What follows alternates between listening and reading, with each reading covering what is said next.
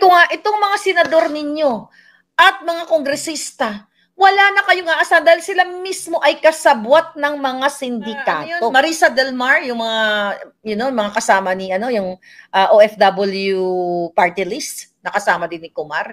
So ngayon, si Kumar, solid maharlikan ako, si Kumar nag-deactivate na ng kanyang Facebook. Itong Kumar ay sangkot sa panggugurgur, kidnapping, extortion, lahat. At siya ay BFF ni Marcos Jr. at ni Lisa at campaign donor ng 30 million. So saan galing ang pera ng Indian National na elbow to elbow, halos magkapalit na ang mukha nila ni Jinggoy Estrada. Ito nga mga kababayan, bago natin ituloy ang video na ito, kung bago ka lang sa aking YouTube channel baka pwede makahingi ng like at subscribe at click mo na rin ang notification bell para updated ka sa aking nilalabas na bagong video. Salamat po. Na si Marcos Jr. pala ay langong-lango dito sa pulburon na ito. Pati siyang Pinky Romualdez na undersecretary, alam din niya na si Kuting ay sumisinghot. Even yung chief of staff ni Sandro Marcos, alam nila na yung kanilang amo ay mga bangag. Pero they're there kasi nga naman, nasasaburan sila ng pera ng bayan. Ngayon, si Morales, isasawapin na pumirma lang doon. Gusto nyong i-gang up. Kulang na lang, gusto nyong gurgurin. Ulitin ko muli. Ayon sa ating informante, mga palangga, na pinailan nila ng kaso si Agent Morales ng cyber libel at estafa. Kaya ulit-ulitin natin na sabihin dito, plano nilang hulihin sa May 20. Utos ni Lisa Marcos, ni Marcos Jr. na wag nang madinig doon si Agent Morales sa ang tawag dito? Sa Senate hearing. Kaya Senator Bato, you have to protect Agent Morales. Kung possible nga lang, pero willing naman siyang umarap doon sa Senate or Zoom meeting. Pero kasi kahit naman i-Zoom meeting yan siya, kung na-fabricate na ang crime ng kasinungalingan, yung tanim kaso, di ba? Talagang kahit nasa bahay si Agent Morales, pwede talaga nilang kunin yon. So it's better na paghandaan na ng mga lawyers na itong tanim kaso na ito, kasi isinend ito sa ibang address niya para hindi siya makasagot. Exactly the same ng ginawa nila sa akin nitong bangag noon, bangag ngayon na presidente ninyo. Tandaan nyo mga kababayan, nag-fabricate o nagtanim kaso kay Jonathan Morales ang Malacanang. Nag-fabricate sila mga kababayan. Ayon sa ating informante. Pwedeng i-retract nila later dahil na-spluk na natin dito. Pero para lang sa kaalaman ng taong bayan, kung kaya nilang mag-fabricate sa akin. Diba? Even na sa Amerika na ako nagtanim ng kaso, nag-invento sila ng address sa Pasig para lang makapag-release sila ng, ng warrant of arrest. Yung pattern, yung ginagawa kay Teves, di ba, na pinagbibintangan, na siya ay kumitil, yung kay Bantag, lahat. Pattern, this is very Lisa Smugs. Mga kababayan, sabi ko nga, itong mga senador ninyo at mga kongresista, wala na kayong aasahan dahil sila mismo ay kasabwat ng mga sindikato. Kaya nga pagpaliwanagin itong, who's that? Marisa Del Mar, yung mga, mga kasama ni, yung OFW party list, nakasama din ni Kumar.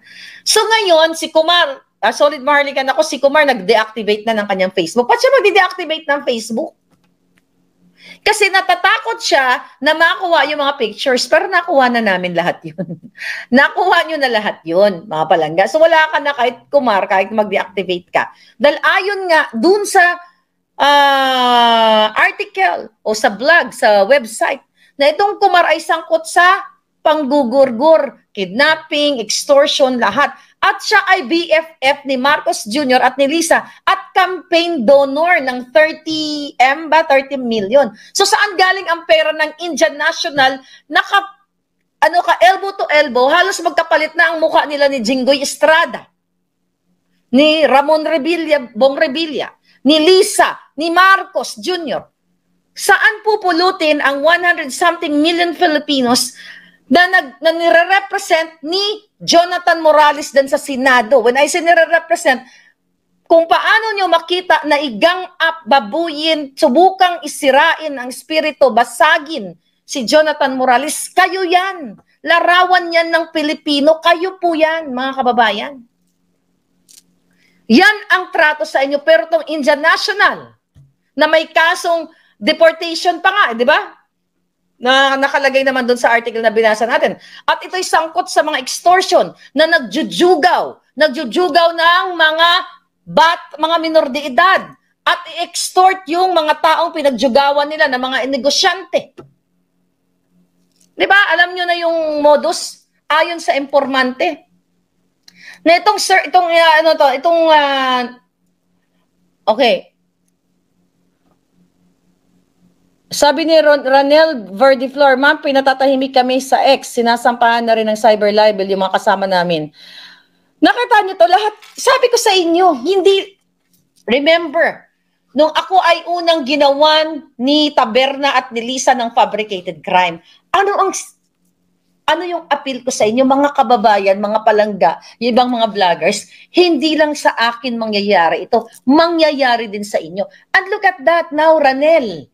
Diba? Sa Twitter ba? Lulu, thank you so much. Nakita ninyo, lahat gigipitin. Lahat ng mga nagkikriticize. Lahat tayo kakasuhan. Napakadali lang sila magkakaso. Ano ba yung purpose nitong kaso sa atin? Una, intimidation. Panabing una, para ma-devote natin yung oras natin sa mga kaso-kaso, syempre pag may kaso ka, asikasuhin mo, para wala kang time mag-criticize sa kanila. Not me, Lisa. Kahit ano pang pagmamanipula mo, Marcos Jr., ano pang pananakot nyo, lalabanan ko kayo sa ngalan ng katotohanan.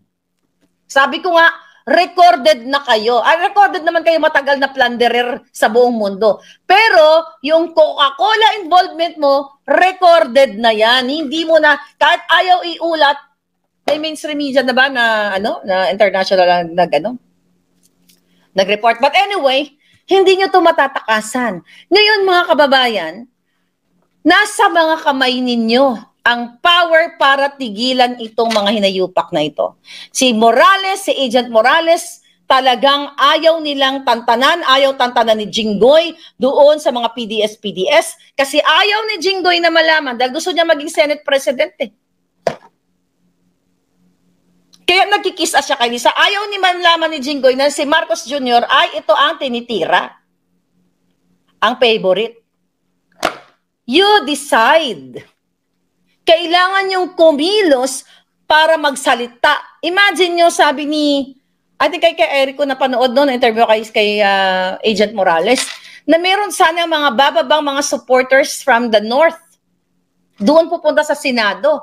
Ang ginawa ng mga police ba or alipores ni Lisa ay pinigilan itong mga susuporta kay Jonathan Morales. Nakita nyo, lahat tayo pinipigilan. Even ang former President Rodrigo Duterte, doon sa mga maisog rally nila, hinaharangan ng truck, hinaharangan ng kung ano-ano, nag-hire ng mga tambay na binigyan ng mga pamalo doon sa maisog rally, supposed na naudlot, doon sa Bulacan. Mga kababayan, sabi ko nga, kung gusto nyo, kung papayagan ninyo sila na magiging bangag, patuloy na pagiging bangag ngayon, bangag noon, kawawa talaga kayo. Itong si Ranel na nag-comment kanina, so ngayon, baka wala pa kayong kaso, pero posibleng isa-isahin nila lahat ang mga nagko-comment. Kasi ang presidential communications, maliban sa nagbabayad ng troll, walang ginawa, hindi yan sila nagtatrabaho para sa bayan. Ang ginagawa nila, nangahunting sila ng ma-recruit nilang trolls at in-scrutinize nila lahat. Dapat, Joey, okay, Joey Sas, kayo, Pebble, sa Lakera, tayo. Dapat magkaroon tayo siguro ng group, kumbaga ilalagay doon, I don't know kung paano si Sas magaling dyan, tsaka si Joey. Marami yan, kahit pa paano medyo, walang mga Jonakis yung mga yan, at walang single yung mga yan. So marami silang time. So ngayon, nagawa tayo ng group na lahat ng, even yung mga regular Filipinos na hinaharas na gustong kasuhan ng gobyernong ito, dapat lahat tayo sama-sama doon. Pero kailangan ninyong kumilos, kailangan ninyong magsalita, kailangan ninyong wakasan na itong bangag na presidenteng ito. Sino makakatuwang natin ito? Yung mga matitino na lang, na mga general, na may pagmamahal sa bayan, yung mga police, from lower to upper, na may pagmamahal sa bayan na kayo mismo sinisikil. Kasi wala na tayong aasahan sa mga kongresista. Tignan mo, spokesperson ni Lisa at ni Marcos, imbis na magbalangka sila ng mga batas, ng mga pwedeng gawing batas para sa ikauunlad ng Pilipinas, ninyo lahat. Pero ang ginagawa nila everyday, nagpipress con sila para sirain ang mga kritiko ng gobyernong ito ni Morales. Ang kritiko, kahit sa ang bansa, laging may kritisismo kasi public official kayo. Pero dahil bangag si Marcos Jr., gusto niya lahat, papuri lang ang naririnig sa social media. Kaya itong mga jutang genimis na mga kongresista, nagtutoka-toka itong mga young guns na ito. Okay? Na mga bayad ni Lisa, bayad ni Tambaluslos, bayad lahat ang mga hinayupak na ito. Presscon ng presscon to attack me, yung sa PDEA Leaks, to attack Morales, to attack Glenn Chong, to attack Sara and Duterte. See, hindi sila nagtatrabaho para magkaroon tayo ng batas na maayos para protektahan ang bawat mamamayan. They're there, kinakamkam nila ang pera ng bayan para sila maging spokesperson.